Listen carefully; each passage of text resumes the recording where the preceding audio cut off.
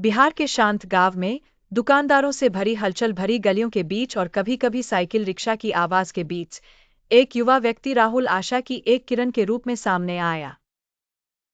Police अकादमी से सीधे बाहर उसने कांस्टेबल के रूप में अपनी पहली नौकरी पाई, जिसमें उसे 25,000 रुपये महीने की मामूली सैलरी मिल रही थी।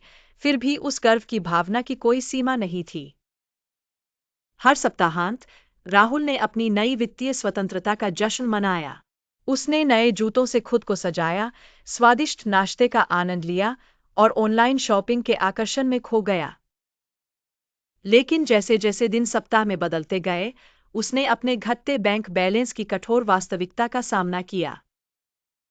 यह एक ऐसे ही शाम के दौरान था जब वह अपने लगभग खाली बटुए की चिंता कर रहा था कि उसके चाचा मिलने आए।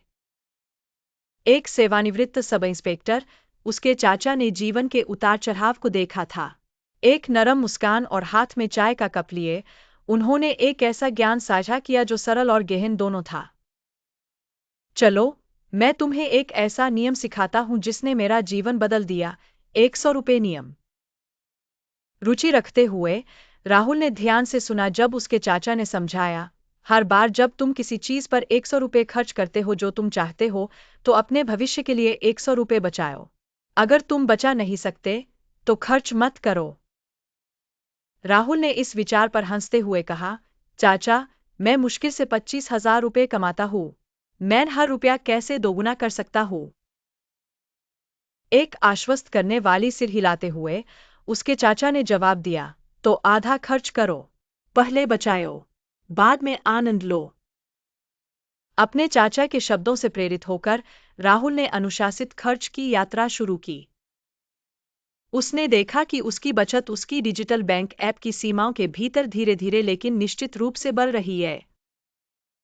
3 साल बाद राहुल ने एक ऐसा मुकाम हासिल किया जिसे उसने कभी असंभव समझा था, एक बिल्कुल नई कार और घर जो बिना कर्ज के खरीदी गई।